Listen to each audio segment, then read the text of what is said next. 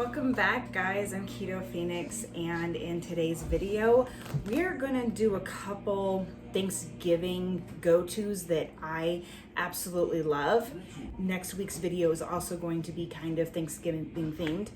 My plan is to do one food item, like a side dish, and one dessert in each one of those videos. Starting out is gonna be stuffing. I've done this stuffing for the last 3 years now, I think, roughly, and I absolutely love it. First off, something you need to understand about me is I don't normally like home-cooked stuffing, even before keto. I am a stovetop stuffing fan. I can eat the entire box by myself. And when you take that and you mix it all together and then stuff it in a turkey and then bake it, it's so good. That being said, with all that information out there, I absolutely love this keto stuffing. I didn't think I would, but I wanted to give it a try because I didn't want to have to give up my stuffing because it's one of my favorite things. We're just gonna go ahead and get right into that. If you want to stick with me to the end of the stuffing, I will be doing some keto eggnog because I love eggnog too, and I have never made homemade eggnog before. I've always just bought it at the store. So this is gonna be a fun little experiment that I'm really excited to get into. To start out, you're gonna take your favorite keto bread, whatever that might be. Personally, I love the Hero brand, which I have to special order, but it is my favorite. And what I'm gonna do is I'm just gonna take these 4 pieces, because it's what I use, because it's just me. Nobody else in my house eats stuffing. So anyways, I take these 4 pieces of bread and then I'm just gonna break them up into tiny little pieces and I'm going to stick them on the pan. So it's super easy, just, and then you can decide how big you want your pieces to be as well. It doesn't really matter the size, honestly, in my opinion. Just, kind of eyeball it. Like, I've made enough stovetop stuffing that I kind of basically know the size that I want my crumbles to be. So, and of course, you can double this recipe, triple this recipe. If you got a whole group of people coming over and you're hosting and you want to make some stuffing, I say do it this way. I guarantee you nobody's going to tell. They're not going to be able to tell the difference.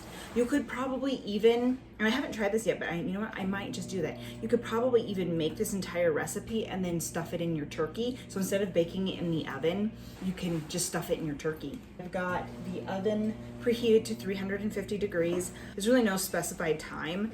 So I'm just going to put it in for 10 minutes. Because I just want it lightly browned. I don't want it burnt, obviously. So I just want it lightly browned. So I'm going to put it in for 10 minutes, but I'm going to continuously, in that 10 minutes, check on it so that I make sure that I have just the right amount of time and that it's just where I want it. All of my bread crumbs, how I want them. Now I'm going to take a little bit of olive oil and I'm going to sprinkle, I just eyeball it. I'm just going to sprinkle a little bit of olive oil on here. And then I'm going to mix that all together so it gives all of the crumbs a nice coating. This helps the crumbs get from getting too dry. All right, I didn't use a lot because I don't want them soaked. I don't want them drenched. So if you're unsure, start with a little and then just keep adding a little bit more and a little bit more until you have the amount you want. Right, you can always add, you can't take away. So now I'm gonna go ahead and spread these all out because I want them to cook as evenly as possible. Okay, I have the breadcrumbs in the oven to keep an eye on. And while that is going, I'm gonna start getting my vegetables ready. I am going to cut up 2 stalks of the celery, which got a little beat up in transit. All right, so I washed them down. And now I'm going to cut them again. Cut to the size that you want, right? Just remember that the bigger and thicker that they are, the longer the cook time is gonna take for them. So I kind of like my celery cut pretty thin. And then I'm gonna stick them in a saucepan. And as I go, I'm just gonna transport them over here. Have our green onions. I would do about 1/4 of a cup of green onions. Again, I just eyeball it. And what we're gonna do is we're going to add a little bit of olive oil to this mixture here. And then we're going to heat it. We're gonna cook them up just a little bit, just a tiny bit, because we wanna bring out the flavors of the vegetables. And you can do more or less depending on if you're an onion fan, or if you absolutely hate onions, you could not put any onions in there at all. There it is. And now we're gonna stick this on the stove with a little bit of olive oil. And we're gonna let it cook for about, I'd say about 5 minutes. It's able to pull the bread pieces out, and 10 minutes ended up being the perfect time. It could be different for everybody's oven, so ours is old, but so 10 minutes worked out perfect. Like I said, really keep an eye on it so that you can kind of get it to a light toasting. I'll leave that there to cool, and we're gonna work on our next step. All right, so now I'm gonna just mix that egg in. I made sure to let the butter cool a little bit, not to the point where it was hardening back up, but I wanted it to be, I didn't want to cook the eggs. I'm gonna go ahead and turn my veggies off, get them off of the heat because they're going to be ready now. And now we're going to add a 1/2 cup of chicken broth to the eggs and the butter.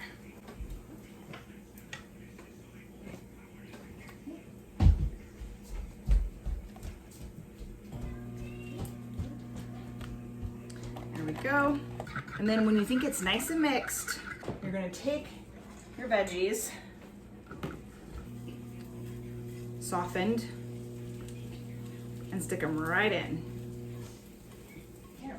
And we're gonna mix that all up. For seasonings, normally I would say do minced garlic with, and add that to your veggies when you're cooking them, warming them up. But I didn't have any minced garlic, so I'm just gonna take some garlic salt and add just a touch of garlic salt for my seasonings.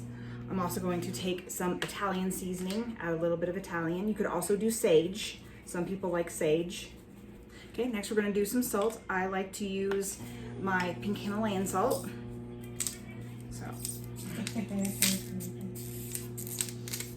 And some pepper.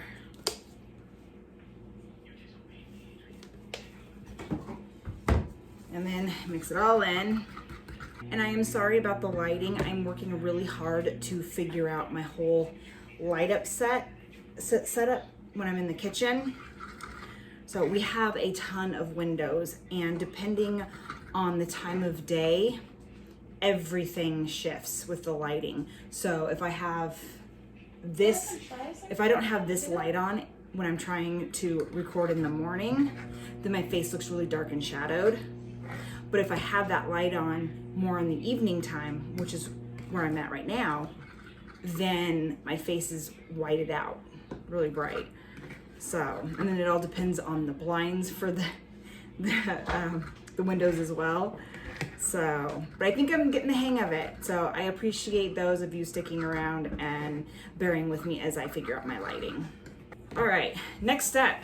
I got my baking dish here, and I'm just going to spray that with some olive oil. And then we're just gonna mix everything together. My breadcrumbs are cooled. Actually, you know what? Because I got such a small bowl, I should have gotten a bigger one. I'm just going to mix it in the baking dish. Mix it all up in the baking dish. I like that. I was feeling a bit lazy and I didn't want to dig out my mixing bowls.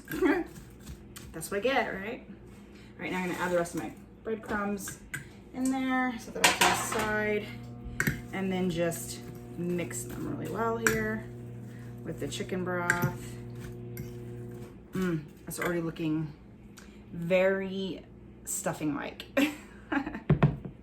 To cover it with some aluminum foil.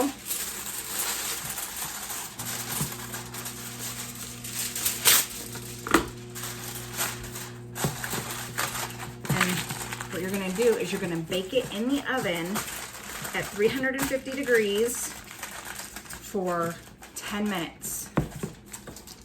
So let's stick this in the oven for 10 minutes. I will see you guys in 10.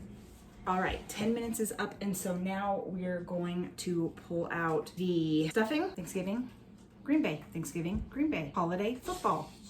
Pull that out. Now, what we're gonna do is we're gonna take the foil off the baking dish, and you're going to cook it at 350 degrees for an additional 5 minutes uncovered.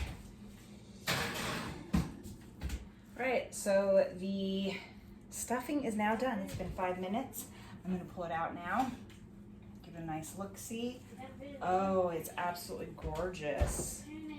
All right, it is time to try the stuffing, and I'm excited because the house has been smelling amazing in here. So I wanna make sure I get a little bit of everything, some of the celery and the onion in here and the bread.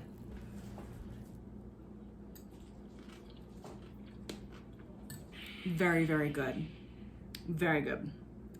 The only thing I'd have to say, I mean, obviously I've tried this, but I was in a hurry. As you can see, I've got some chili on the stove. I'm trying to get dinner done and film for you guys at the same time. So I'm a mom trying to multitask.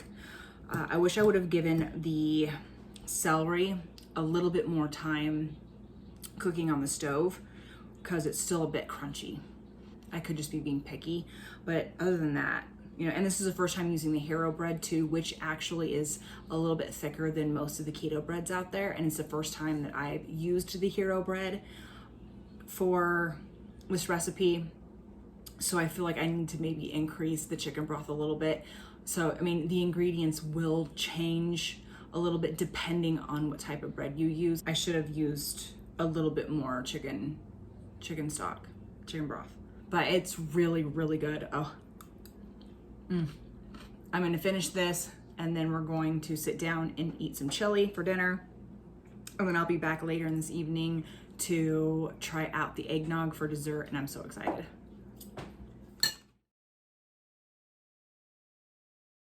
All right, it is time to make some dessert, some eggnog. And so our first step for eggnog is we need 6 egg yolks, just the yolks. And so what I'm gonna do for that is I've got a little egg separator thing here, and I'm going to pour that in there so that we get just the egg yolk. Because I want just that, and I'm gonna pull carefully. Okay, and then I'm gonna take that yolk, see it's just the yolk in there, and I'm going to put that yolk in the bowl, like that. All right, and now I'm gonna do that to all 6. So now I have my egg yolks and my egg whites separated. I put my egg whites in a little container so that I can put a lid on it, stick it in the fridge, and I'm gonna make some egg whites something for breakfast tomorrow. You're gonna take a half a cup of granulated sweetener of your choice. Again, I like the monk fruit, the Keto monk fruit sweetener.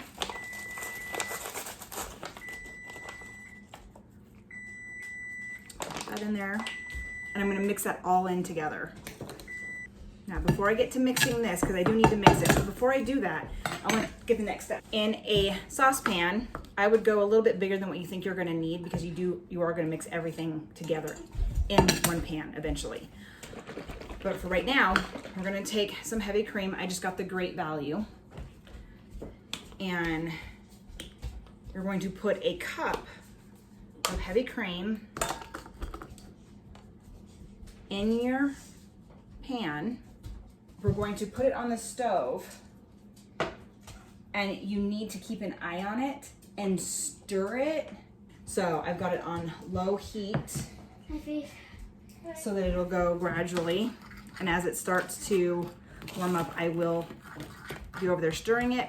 But in the meantime, I'm gonna take my egg yolks and mix that sugar in with the eggs. Makes a very interesting texture. Like, I don't even know how to describe it. I'm gonna set that off to the side, And now I'm gonna go keep an eye on my cream here to turn the heat up to a little bit over, I'd say a little warmer than medium, just a little bit, and keep an eye on it, and then I'll turn it down as needed. And so I'm just gonna get this up to boil. The heavy cream has come to a boil. So now I switched over to a whisk. This is for the safety of my nonstick pans. And I'm gonna slowly start adding the mixture of warmed heavy cream to the egg and sugar blend here. Just a little bit at a time here. Okay, it's all in. Now I'm gonna whisk it all together. I'm gonna take this mixture and I'm going to put it back in the pan that I just took the heavy cream out of. And pour it back in there. And you're going to put it over the stove at medium heat until it comes back to a boil, and you need to whisk it constantly. Think of it like making gravy, okay? So you're whisking it constantly, and then you're just gonna do this for about, until it boils, you're looking at about 5-6 minutes of just sitting here and stirring it. You'll know it's thick enough if you can take a spoon and stick a spoon in there and it sticks to it starts sticking to the bottom of the spoon, then you know it's ready. Next, grab a nice heat resistant bowl. For me, I'm using Tupperware.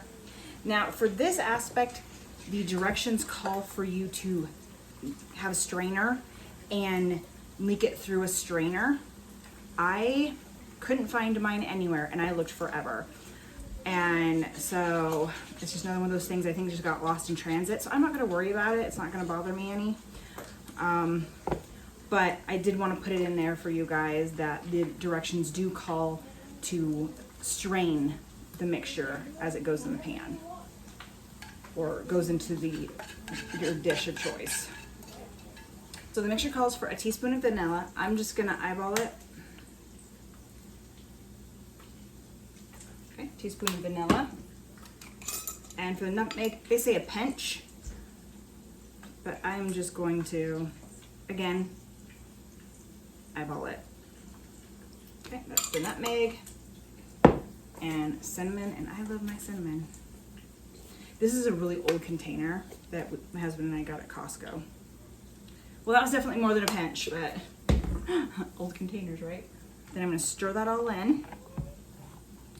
And then what you're gonna do, once the mixture is all stirred in and mixed up really good, you're going to take a lid and put a lid over the top of it. The directions say to put some plastic over the top. So, I don't know. I'm just gonna put it in the container. I'm gonna add a lid on top of it. And then I'm gonna stick it in the fridge for an hour. Okay, so once it's all mixed up and you got your plastic over the top of it, you need to stick it in the fridge for an hour. I will be back in 1 hour and we will assemble it and taste test it.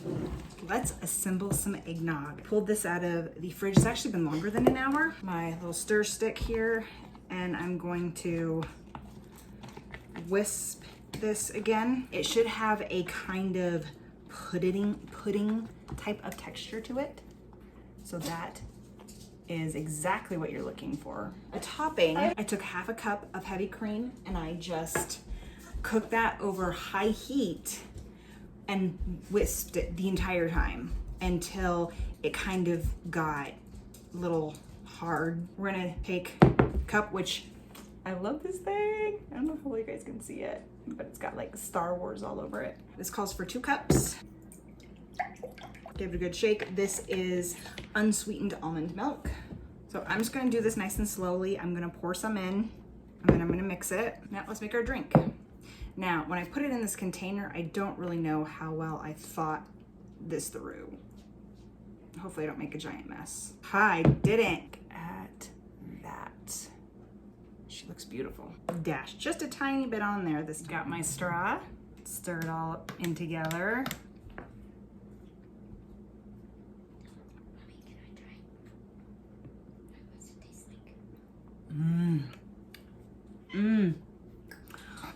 That's eggnog right there.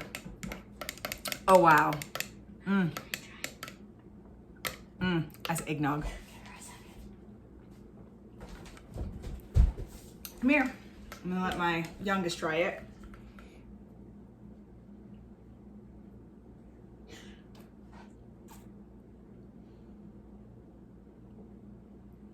I think it's so good. You think it's good? This is the kid that won't drink anything but water. He doesn't like soda, doesn't like juice. Well, I can't drink soda, remember? Well, yeah, that too. But I remember we gave you a sip of Sprite once. Your sissy did. And you didn't like it. I'm skeptical. That's more chocolatey than I thought it would be. Now it tastes like pumpkin. That's some pumpkin. There's no pumpkin in it. It tastes like pumpkin to me. Then my taste buds must be off. Oh, it's coconut. It's not. It's almond. Almond? That's almond milk. That does not taste like almond. It's the cinnamon. It's just pure cinnamon I'm here. It's drinking here. I love that. I love cinnamon. It's actually not that bad. I was expecting it to be worse because I'm picky. The eggnog. So, you know, for all you keto eaters out there, have fun on Thanksgiving. You know what? You want eggnog? Make yourself some eggnog. You guys want some stuffing? Make yourself some stuffing. Look forward to my next video where I have a holiday dinner part 2. I will see you guys then. I hope everybody has a fantastic weekend. Bye.